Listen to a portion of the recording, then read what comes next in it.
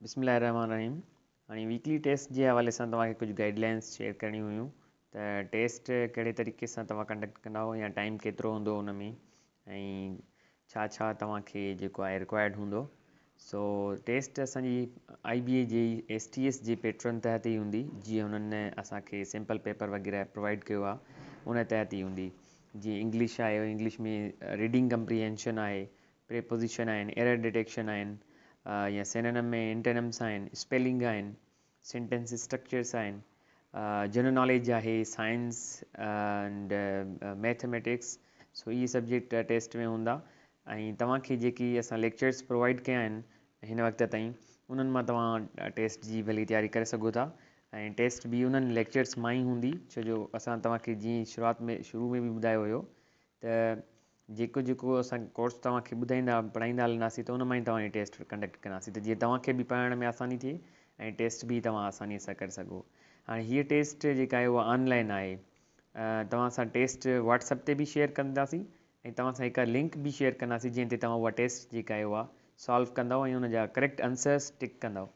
जीअं तव्हां हुन जा करेक्ट आंसर्स टिक कंदव त तव्हांजी रिज़ल्ट उते तव्हां वटि शो थी वेंदी ऐं असांजे रिकॉर्ड में बि तव्हांजो नेम अची वेंदो। ऐं असां तव्हांजी जेका मेरिट लिस्ट आहे उहा बि ठाहे करे पोस्ट कंदासीं पंहिंजी व्हाट्सएप ग्रुप में, त तव्हांखे ख़बर पए त तव्हां केतिरे नंबर ते या कहिड़ी पोज़ीशन ते आहियो। ऐं उनखे अलावा टेस्ट जो जेको टाइम आहे उहो 60 मिनट्स जो हूंदो, 60 मिंटनि जो टाइम हूंदो। जीअं टाइम ओवर थींदो त लिंक उहा ऑटोमेटिकली ऑफ थी वेंदी। मतिलबु अगरि कोई स्टूडेंट टेस्ट करे थो ऐं उन में उहो लेट थो करे टेस्ट सबमिट करण में, त उहो पोइ टेस्ट न ॾेई सघंदो। ऐं उन 60 मिंटनि में तव्हांखे उहे 50 MCQs जेके आहिनि उहे सॉल्व करे ऐं सबमिट बि करणा आहिनि, त उन में तव्हांखे लेट नाहे करणी, टाइम तव्हांखे पंहिंजो बचाइणो आहे। ऐं उनखे अलावा ॿियो तव्हांजी जेका रिज़ल्ट हूंदी उहा सिर्फ़ु तव्हांखे ई शो थींदी, बाक़ी जेकी टॉप 10 में स्टूडेंट्स हूंदा उन्हनि जी असां लिस्ट ठाहे करे असां जेको आहे पोस्ट कंदासीं पंहिंजे ग्रुप ते। ऐं टाइम कहिड़े ते टेस्ट अपलोड कजे, कुझु स्टूडेंट्स चवनि पिया जेको आहे असां त टाइम जेको रखियो आहे 4 सुभाणे 4 बजे, पर कुझु स्टूडेंट्स चवनि पिया 4 हुजे, कुझु चवनि पिया 3 ईज़ी आहे, 5 ईज़ी आहे। सो मुख़्तलिफ़ जो त मुख़्तलिफ़ रायो आहे, त उनजे करे असां सोचियो त तव्हां खां बि इहा जेको आहे जनरल वठी वठूं। सो मेजॉरिटी इज़ अथॉरिटी। तव्हांखे जेको टाइम फीज़ेबल आहे तव्हां उहो कमेंट में मैंशन कयो ऐं जेतिरा कमेंट्स जंहिं टाइमिंग जा वधीक हूंदा असां उन टाइम ते टेस्ट अपलोड कंदासीं, छाकाणि त असांखे उन खां पोइ 1 कलाकु तव्हांखे प्रोवाइड करिणो आहे। Within 1 hour you have to complete the test. हाणे तरीक़ेकार छा हूंदो, टेस्ट कीअं लिंक ते जेको आहे तव्हां क्लिक करे कीअं सबमिट कंदव उहो तव्हांखे ॾेखारियूं था हिकिड़ो सैंपल।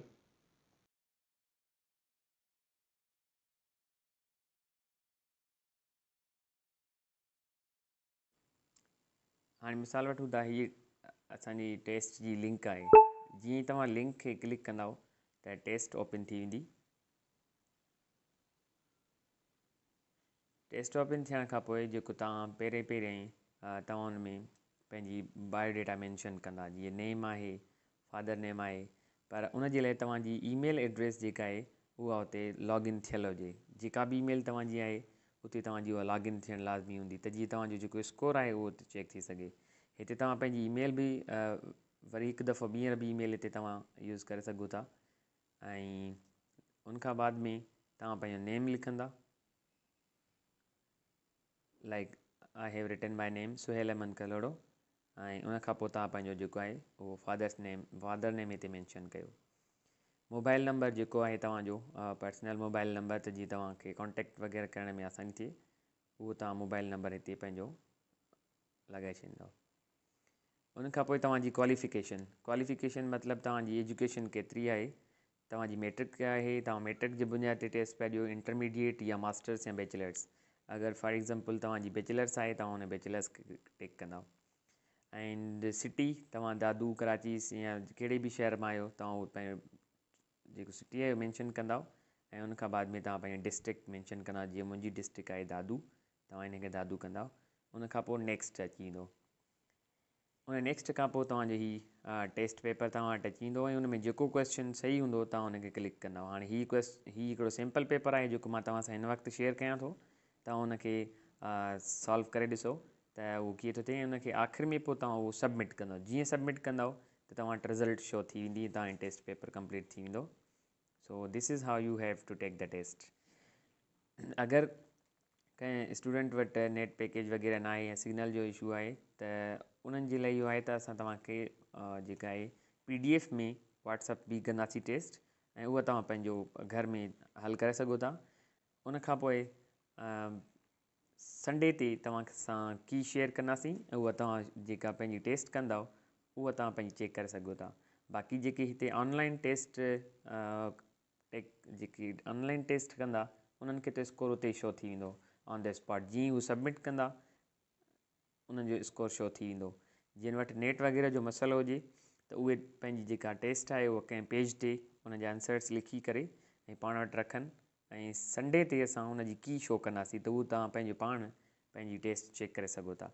पर बहितरु आहे कोशिशि कयो त हीअ ऑनलाइन टेस्ट ॾियो त जीअं तव्हांखे सही पंहिंजो स्कोर जी ख़बर पइजी सघे। Thank U very much.